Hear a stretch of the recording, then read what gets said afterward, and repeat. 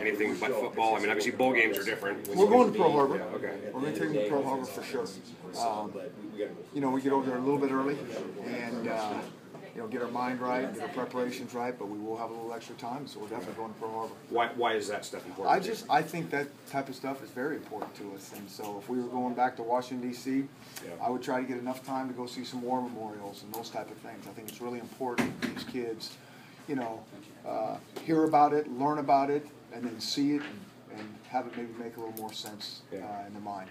What are you curious about in regards to how this team will perform starting Saturday? I would say just that. Yeah. I am curious.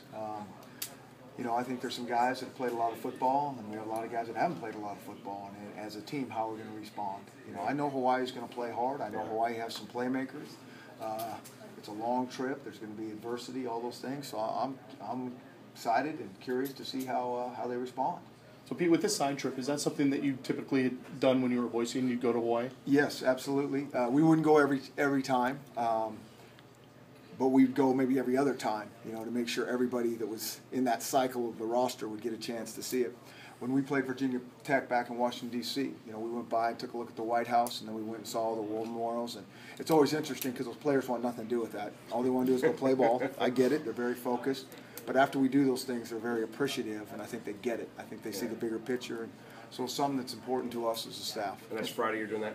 We will do it Friday. Okay. In terms of learning about the guys, is that also kind of another way to learn about them, kind of get them to know off the field as well? Is that not so. I don't see it so much as us learning about them. I just think it's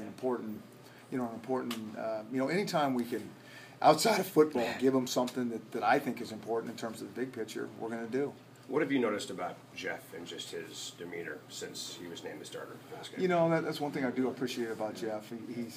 He's always the same, and same in a positive, optimistic way. Whether he makes a bad play, he wants to hear us. He still wants to be coached. I think halftime we're in his ear when things don't go just right, and he already knows it, but he's still willing to listen. He gets an opportunity. He's not over the top. If it doesn't go well, he's not going to go in the tank. And I think we all appreciate that about him. Outside of winning the game, which is obviously number one, what would be kind of the perfect scenario for Jeff and the game he could give you Saturday? Well, just that he plays at a high level. Yeah. That he plays within himself. I think we know it doesn't matter who the quarterback is. You're not going to be perfect. You're not going to make every play, and we all understand that. But just that he goes out and enjoys himself and makes the plays that he's capable of making, that he's made on a consistent basis. And, really is a good decision maker for the game. It seems like early on in his career, maybe he was his harshest critic, kind of maybe trying to be that perfectionist. How do you feel like he's matured in that aspect of his game? It's hard for me to know where he was, but I think the majority of our guys are their hardest critic. And I think sometimes as coaches, we can forget that. Just how they show it. Some guys really go in the tank, and that really irritates us as coaches. But we got to keep in perspective here. They care so much about what they're doing here. They are their harshest critic. And so, I think it's a fine line for a coach to coach guys up, also build them back up when you're trying to critique them. It's a fine line. And part of their responsibility is to be strong and positive and resilient when it doesn't go right. It's always work in progress. Is he more of the safer pick because he avoids that critical error, that big mistake there? Well, I think why we gave him the nod over Troy, we felt he might have made a few less critical errors. I think both guys made some very good plays. I think Troy may have made even more plays during spring and fall camp overall. But I think one thing we want to do is not be a guy that has a bunch of critical errors at that position. I mean, at that position, we just can't have that, or it's going to sink us all. Jadon Mickens is listed as a receiver, but could we just call him a football player? He looks so versatile. Yeah, he really is. He probably could be a DB if that's where his heart and soul was. He's just got good, athletic ability and skill. But, I've been very, very pleased with Jadon. I mean, he's worked his tail off out here. I mean, he has not missed a beat. There hasn't been one day during this fall camp that we've gone out there, and he's like, let's go, Jadon. I mean, he's had great energy. He's come to work every day, and I think he's been really pretty consistent. Judging this practice, are you guys in the right frame of mind for a business trip? Yeah, I think so. We've talked a lot about it, and so now we got to go experience it. And I think that's what's always interesting. You try to plan for everything, and even though you plan for everything, it's not going to go like you think. And so I'm anxious to see how we all do with that situation. In terms of offense versus defense, how close is the offense to being on par with the defense in terms of being up to date, being where they should be? I will tell you in 3 days. I don't know. We practiced for a long time. It's just practice. In terms of the offense still being, as you said in the beginning, kind of behind the 8 ball, were you guys planning on leaning on your defense through the first couple of games since with the veteran leadership and all that? Or We expect all 3 phases to get something done. We really do. Now where we are, we'll find out. But no, it's not all about the defense, and it's not about, offense needs to score some points, defense needs to play good defense and get some turnovers, and special teams better get something done as well. That's what we expect. You mentioned you're going to test them on the plane ride, and quizzes, football tests, that kind of thing. Yeah. What kind of questions are you asked? What would be an example? Yeah, I mean, it's, every position coach makes their own test up in terms of, personnel. There's, some coaches have a 1-page sheet, some have a 3-page sheet. It can be our different calls, where they would align, what to respond, their assignment alignment, technique, those type of things. And most coaches throw in some fun type questions, that'll have to do with Hawaii, those type of things, and keep them on their toes. Hey, Pete, you mentioned Monday how social networks really changed the recruiting landscape entirely.